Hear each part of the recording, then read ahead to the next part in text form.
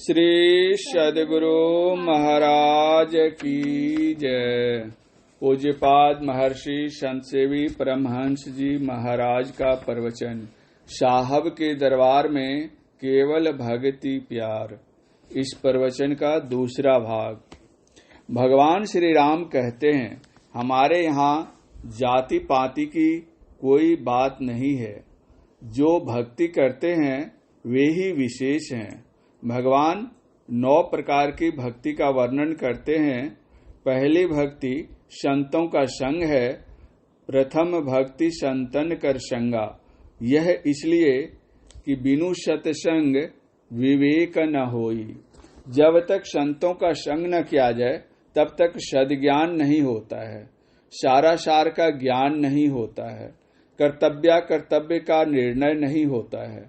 फलतः कर्तव्य का निर्णय नहीं होने के कारण अकर्तव्य कर्म भी किए जाते हैं, जिनका परिणाम बुरा होता है।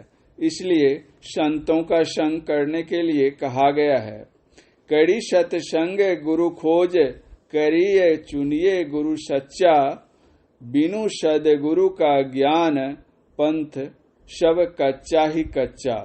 महर्षि में ही पदावली।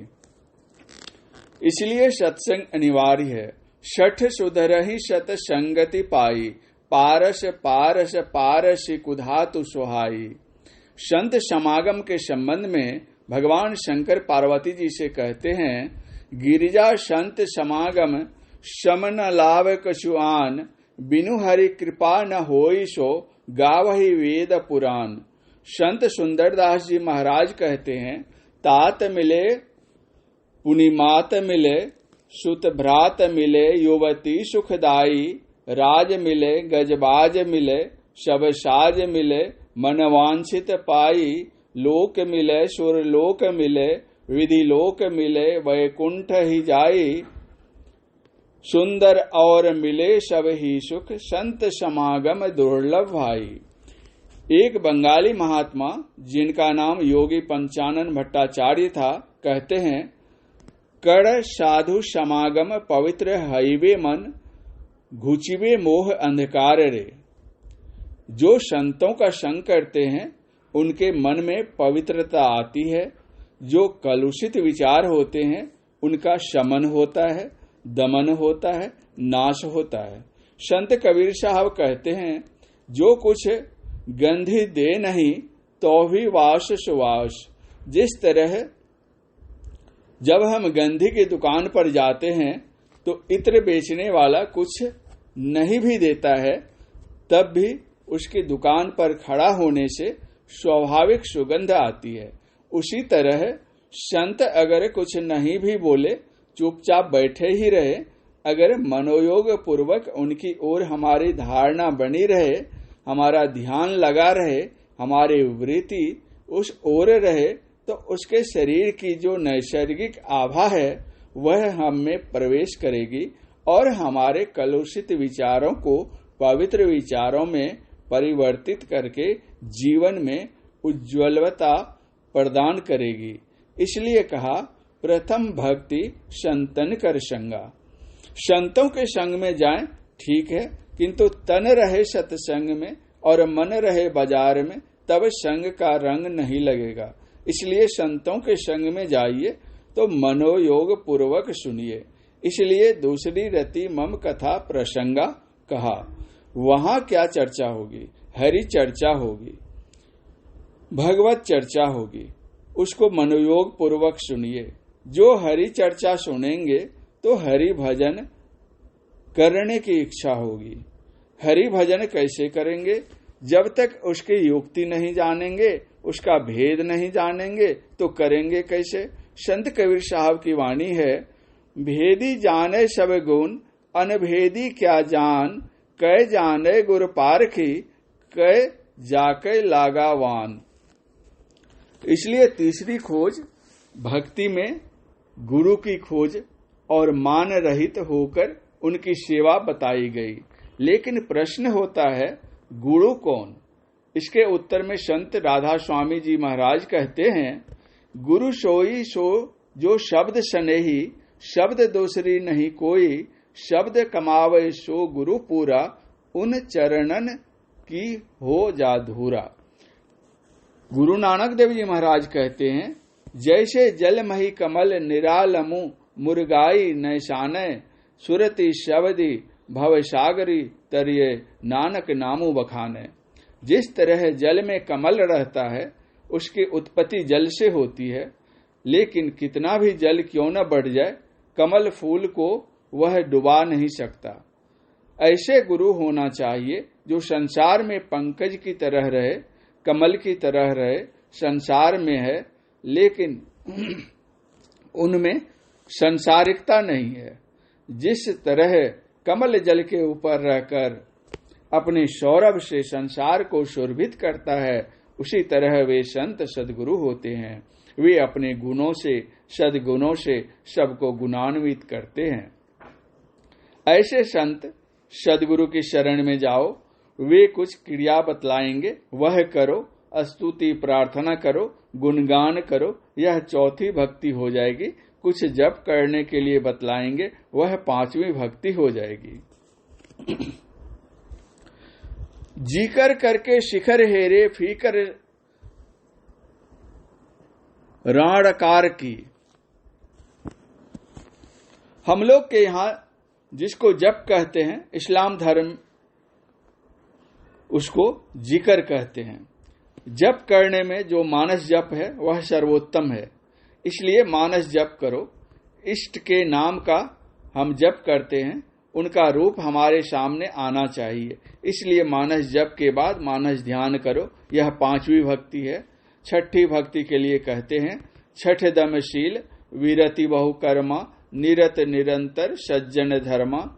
सज्जनों के धर्म में बरतो। सज्जनों का धर्म क्या है?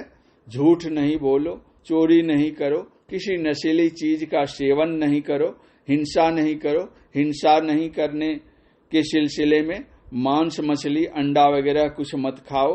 व्यभिचार नहीं करो, अर्थात पर पुरुष पर स्त्री गमन नहीं करो। कुरान शरीफ में लिखा है जीना करी मत करो। कुरान शरीफ में तो यहाँ तक लिखा हुआ है कि 1, 2, 3 पत्नियां कर सकते हो, करो, लेकिन जिनाकारी मत करो। बाइबल में लिखा हुआ है 10 कमांडेंट्स ऑफ गॉड, ईश्वरी 10 आज्ञाएं हैं।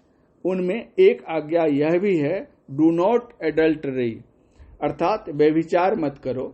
संतों के वचन में 5 पापों की मनाही है। भगवान बुद्ध ने इनको पंचशील का पालन कहा, तो पंचशील का पालन करो। दमशील इंद्रिय निग्रह के स्वभाव वाले बनो। हमारा मन इंद्रियों को प्रेरित करता है, तब इंद्रियां विषयों में जाती है। उन विषयों की ओर से अपने को रोको। जहां जहां हमारी दृष्टि जाती है, वहां वहां हमारा मन जाता है। इसलिए मनोनिरोध के लिए दृष्टि निरोध करो। यही दृष्टि निरोध दृष्टि योग की क्रिया है। सूफी फकीर इसको शगले नशीरा कहते हैं। एक शायर ने बड़ा अच्छा कहा है, जिगर वो हुस्न एक सुई का मंजर याद है अब तक, निगाहों का सिमटना वो हुजूम-ए नूर हो जाना। जिनकी निगाहें सिमटती हैं वे प्रकाश पुंज में प्रतिष्ठित हो जाते हैं। कुरान शरीफ के सूरे फतिहा में लिखा है, ये कयामत के दिन का मालिक मुझे सीधा रास्ता दिखला। वही सीधा रास्ता दिखलाने के लिए हजरत मोहम्मद साहब आए थे। यह सीधा रास्ता क्या है? एक फकीर का कलाम है, अरे ए तकी तकते रहो, मुर्शद ने ये पंजा दिया, बेहोश हो मत छोड़ियो, गर चाहे तू जलवा पिया, होगा फजल दरगाह तक, खौफो खतर की जा नहीं, सीधे चला जाना, वहां मुर्शद ने यह फतवा दिया। इसी विषय को संत कबीर साहब ने इस भांति कहा है, अगल बगल के मारी उड़ाए, सन्मुख डगर घरी, तेरों को है रोकनहार, मगन से आओ चली। योगी पंचानन भट्टाचार्य कहते हैं, बामे ईड़ा नाड़ी, दक्षिणे पिंगला, राजस तमो गुणे करिते छे खेला, मध्य सत्व गुणे सुषुम्ना विमला, धर धर ताड़े सादरे। संत तुलसी साहब कहते हैं, क्यों भटकता फिर रहा तू ए तलाशे यार में, रास्ता शहरग में है दिलवर पे जाने के लिए।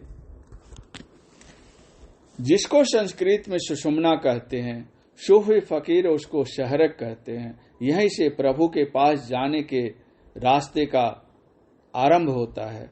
जो कोई दृष्टि योग की क्रिया करते हैं वे अंतः प्रकाश में प्रवेश कर जाते हैं, पिंड से ब्रह्मांड में चले जाते हैं, उनकी 10 इंद्रियां बाहर ही छूट जाती है, तब इंद्रिय दमन हो जाता है। यह छठी भक्ति है। 7वीं भक्ति में भगवान ने कहा, शातम शम मोहि मय जग देखा, मोते अधिक संत करी लेखा। इंद्रिय दमन दृष्टि योग की क्रिया से हो जाता है और मनोनिग्रह के लिए 7वीं भक्ति है। वह है शम की साधना, जिसको नादानुसंधान कहते हैं। सूफी फकीर उसको सुल्तान उजलकार यानी नादानुसंधान कहते हैं। उनका मन वश में हो जाता है। इसी के लिए संत कबीर साहब ने कहा, शब्द खोजी मन बस करे, सहज योग है यही, सत शब्द निज सार है, यह तो झूठी देही। अपने अंदर में शब्द हो रहा है, आवाजे गैव हो रही है। उस आवाजे गैव को इस कान से नहीं सुनकर आंतरिक कान से सुनते हैं। इसलिए संत तुलसी साहब कहते हैं, गोश बातिन हो कुशादा, जो करे कुछ दिन अमल, ला इल्लाह अल्लाह अकबर पे जाने के लिए। जिस तरह रात का समय हो, हाथ को हाथ नहीं सूझता हो और आप तू तू करके पुकारिए कुत्ते को, वह आपके पास आ जाएगा। विचारणीय विषय है कि आपकी आवाज सुनकर कुत्ता आपके पास आ जाता है और आप ब्रह्म नाद सुनेंगे तो ब्रह्म का नाद सुनकर आप किधर जाएंगे? ब्रह्म की ओर जाएंगे। मैं यहाँ माइक में बोल रहा हूँ, मेरी आवाज सुनते सुनते सुनने वाले मेरे पास आ जाएंगे। उसी तरह जो ईश्वर की ओर से आवाज आ रही है, शब्द आ रहा है, उसको सुनकर सुनने वाले ईश्वर के पास पहुंच जाएंगे। है आ रही धुर सदा तेरे बुलाने के लिए। जो कोई इस अंतर्नाद की साधना करते हैं वे उसके सहारे परम प्रभु परमात्मा के पास जाते हैं। इस प्रकार मनोनिग्रह हो जाता है। आंतरिक नाद की साधना में पहले अनहद नाद की साधना होती है, पीछे अनाहत नाद की साधना की जाती है। वह अनाहत नाद की साधना मन से ऊपर उठकर होती है, प्राण के द्वारा उसका ग्रहण होता है। इसलिए संत तुलसी साहब ने कहा है, प्राण पुरुष आगे चले सोई करत बखाना हो। इसी अनाहत नाद की श्रीमद् भागवत में प्राणमय शब्द कहा है। इसी प्राणमय शब्द को स्फोट, ओम, उद्गीत, प्रणव आदि शब्दों से अभिहित किया गया है। इसी शब्द की साधना के लिए श्रीमद् भागवत गीता में लिखा है, सर्वद्वाराणि संयम मनो हृदय निरुद्ध च। सारी इंद्रियां का संयम करो, मन को हृदय में रोक रखो। जिज्ञासा हो सकती है, न मन काम करेगा न इंद्रियां काम करेगी, तब कौन काम करेगा? उत्तर में निवेदन है, स्वयं करेंगे। इसी साधना के माध्यम से जीव ब्रह्म से जा मिलकर एक मेक हो जाएगा। 7वीं भक्ति शम की साधना है। जो सर्वव्यापी शब्द को पा लेता है वह उस सर्वव्यापक परमात्मा को पा लेता है। इस प्रकार जो शम की साधना कर लेता है वह शम हो जाता है। वह सिया राममय सब जग जानी, राम को प्राप्त कर लेता है। इस प्रवचन का तीसरा अंतिम भाग अगले प्रवचन पाठ में पूज्यपाद महर्षि संत सेवी परमहंस जी महाराज का यह प्रवचन पश्चिम बंगाल राज्यांतर्गत वीरभूम जिले के श्री गणेश मंदिर रामपुर हाट में जिला संत मत सत्संग के 10वें वार्षिक अधिवेशन के शुभ अवसर पर दिनांक 4/1/1996 ईस्वी को अपराह्न काल में हुआ था। श्री सद्गुरु महाराज की जय।